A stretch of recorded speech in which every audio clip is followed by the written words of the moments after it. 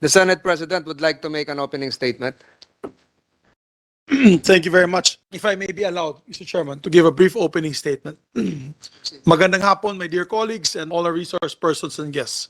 First, I would like to thank our distinguished colleague from Cavite, Senator Francis Tolentino, for calling the second hearing to inquire into the death of Adamson University student John Matthew Salilig. And I also believe we are now looking at the similar case of a student in Cebu of similar circumstance. During the 17th Congress, I, together with my colleagues, filed and passed Republic Act 11053, which amended Republic Act 8049, a law that was passed in 1995. Nakita talaga natin na itong Republic Act 8049, which was passed in 1995, maraming loopholes at gray areas.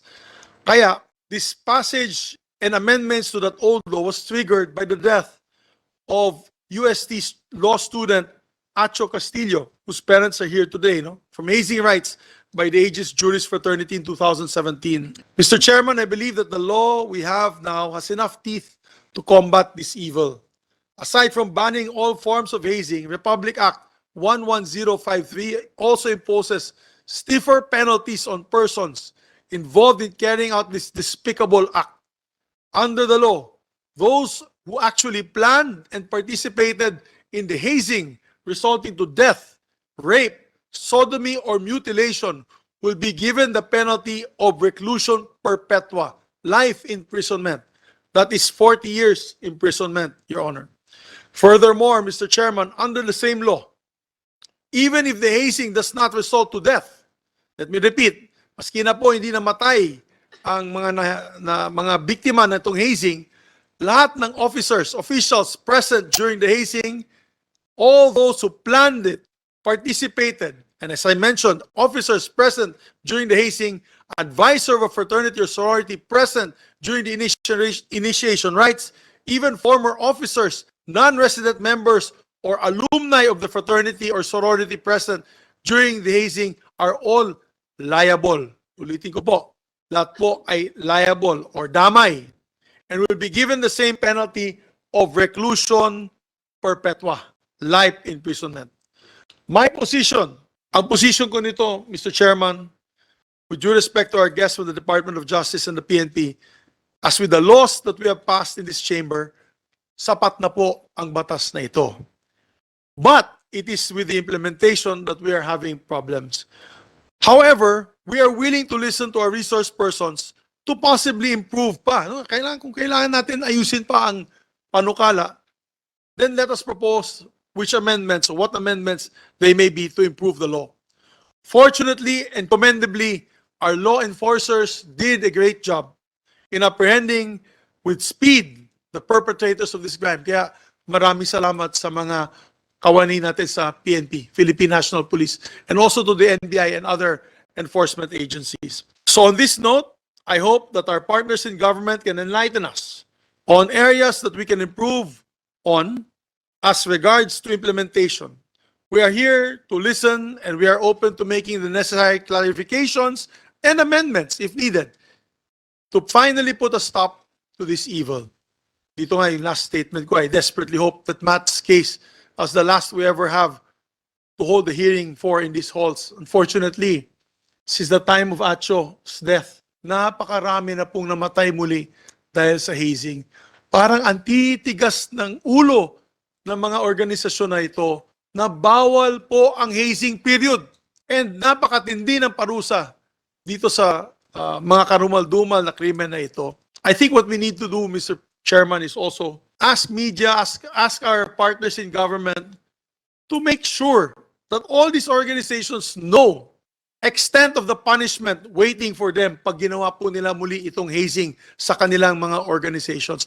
At the same time, sa ating mga kababayan na nakikinig, lalo na sa mga bata na gustong sumali dito sa mga fraternities at sororities at itong mga organisasyon na may hazing or initiation, know your rights. Dapat alam nyo po ang inyong karapatan. Pag nagpalabas po ng paddle yan, sabihin nyo kaagad, bawal yan.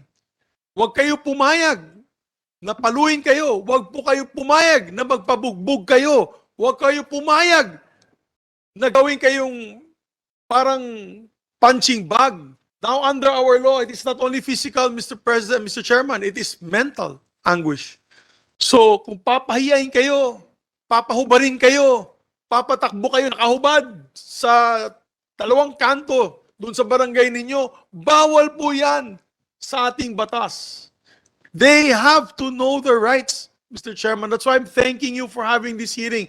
Because if we don't have these hearings, hindi po malalaman ng taong bayan. Pag hindi po nakalabas to sa news at talagang kinover up lang ito at walang nag-uusap tungkol dito sa problemang ito, marami po mga kabataan ay matatamaan, mamamatay, maraming bata na masaktan dito sa mga hazing na ito. Inaalagaan natin mabuti ang ating mga anak, di ba po?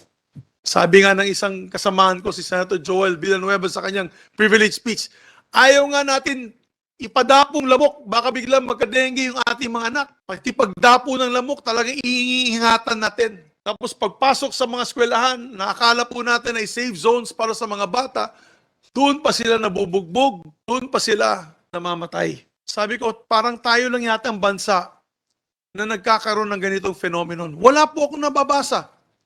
Sa ibang bansa, when I go international news on the issues of hazing, that is as prevalent as it is in the Philippines. Kung meron nga mass shooting sa Estados Unidos sa kanilang mga eskwelahan, dito sa atin, hazing deaths naman. Nakakahiya. Dapat matigil na po ang practice na ito.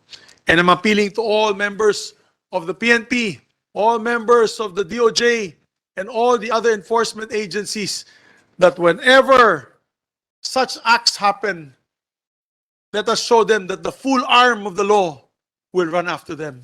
They can run, but they can't hide.